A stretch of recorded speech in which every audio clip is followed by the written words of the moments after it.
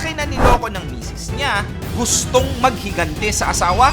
Nahanap ako ng papatayan sa akin. Paano magpapasaya, sir? Bae. Kaya na naghahanap ako eh. Kasi kung ano yung ginagawa, ulit gawin sa akin. Pero bakit biglang naluha na si kuya nung mag-open up siya sa rider? Parang inisip ko na ako ng paulit-ulit. Parang pinukulod yung puso ko. Sakit, sobrang sakit. Parang tinutusok yung dibdib ko. Yung babaeng pinagkatiwalaan mo ng matagal na panahon. Ikirain lang yan ang Analangin ko, sir, hindi mo maganhan. Alam mo bakit? Yes, sir. Sobrang sakit. Sobrang sakit. Yo, what's up? This is Real Talk Darbs, ang pambansang issue analyzer ng Pilipinas, wherein I'm trying to influence you how to think critically about sa mga recent viral social issues ngayon dito sa Pilipinas. And today, pag-uusapan natin about sa isang viral vlog ng isang rider kung saan ang naiangkas nitong pasahero ay niloko di umano ng kanyang misis. Sobrang sakit. Kung niloko ka ng partner, gagawin mo rin ba ito sa kanya? Kasi kung ano yung ginagawa, ulit gawin sa akin. At kung ikaw ang nasa posisyon ng rider, paano mo ihahandle ang ganito kabigat na problema ng angkas mo? Sigurado ba kayo, sir, na willing kayo mag-open? Yan, problema nyo? And of course, what are the things that you may be able to learn in this kind of situation? Let's find out. First, let me give you a brief context. Na-post ang 15-minute vlog na ito sa isang TikTok account named Aquarius Shop 24. As of recording this video, meron na itong 290,000 likes at 16,000 shares. Ayon sa uploader ng video, maliban sa nakainom ang angkas nito, ay napansin niyang parang may dala itong problema. Hindi nyo kasama yung pamilya nyo, sir?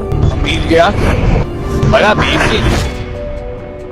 Pabiro pa itong niyaya ang rider na sumama na lang daw sa kanyang mag-good time. Gusto mo kuya, sama ka sa akin. Mag-good time ako ngayon. Dito na nag-open up ang lalaking angkas ng rider. Makikinig ka nga kuya. Sigurado ba kayo, sir, na ano kayo? Willing kayo mag-open? Yan, problema nyo? Ayos lang naman. So, willing ako, sir, makinig.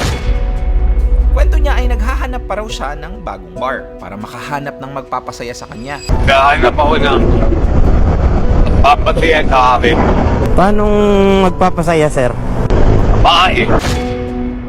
At kahit nakainom ang pasahero, ramdam ng rider na mas may malalim pa itong dahilan kaya ito naglasing. Napansin ko kasi kanina sa inyo, sir, mukhang may problema nga kayo, sir, kanina. Maya-maya pa, ay biglang napatanong ang pasahero kung may asawa na daw si Kuya Rider. Tawa ka na ba? Malayo po nasa probinsya ngayon, sir, pero pauwi din ako doon. Kumusta naman kayo kuya? Okay naman, sir. Kumbaga, tawagan lang kami, sir, araw-araw. Buti pa kayo kuya. Kahit magkalayo kayo, okay kayo ng asawa mo. Nung siya naman ang tinanong ng rider, Mukhang may problema kayo ni Mrs. ay bigla itong napamura. So sir, naloko ka na ba ng asawa mo? Ay, naku, sir, hindi pa po. Analangin ko sir, hindi mo maganhan. Alam mo bakit? Yes, sir. Sobrang sakit. Sobrang sakit. Gusto man ng rider na mapagaan ang pakiramdam ng angkas niya, ni-reveal nito na gusto niyang gantihan ang misis daw niya. Kaya na naghahanap ako eh. Kasi kung ano yung ginagawa, ulit gawin sa akin. Nahuli daw niya itong may kachat na iba ang misis niya. Ako na sabi niya, katrabaho lang siya. Ako naman kita nga, naniniwala ako. Ang masaklap pa, Akalaan din yung account ng Facebook na na-message yan na ano ko. Eh nakita ako. nung mabasa nito ang chat ng kabit ng misis niya, doon na bumagsak ang mundo ni Mister. Habang binabasa ko yung chat nila nung kapit niya, parang inisip ko na ako ng paulit-ulit. Parang pinukulod yung puso ko. Ang sakit, sobrang sakit. Parang tinutusok yung dibdib ko. Yung babaeng pinagkatiwalaan mo ng matagal na panahon. Ikirain lang yan ang Kalaunan ay nakarating na rin sila sa sinasabing bar na gustong puntahan ng pasahero. bukas kaya open ka. Dahil na oras. Rinig sa video na desperado na ang mister na makahanap ng kwarto.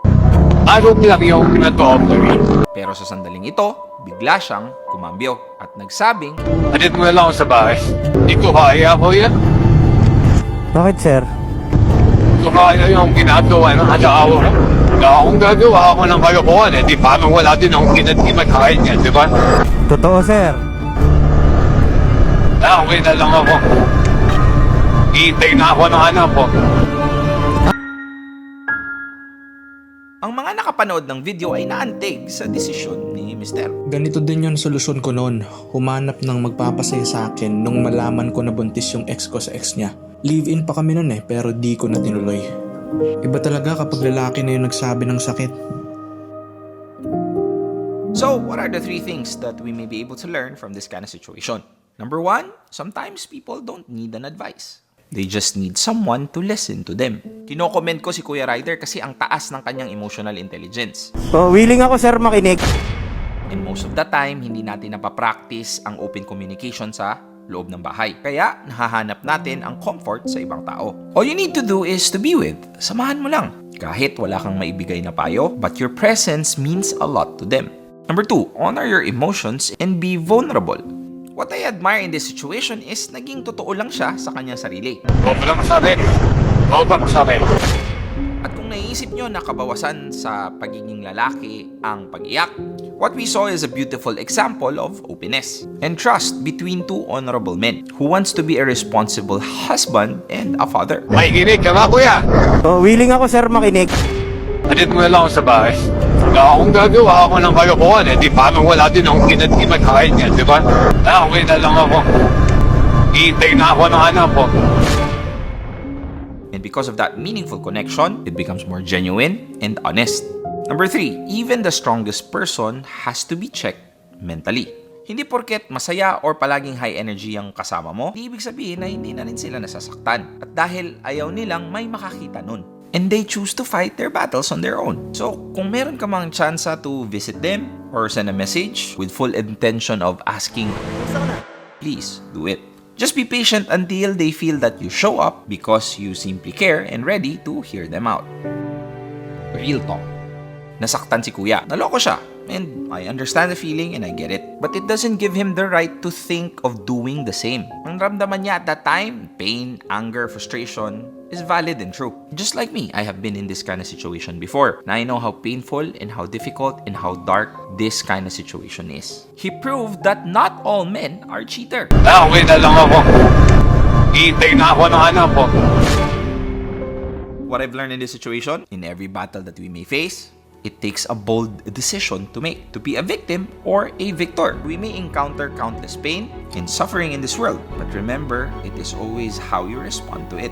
Not by chance, but by choice.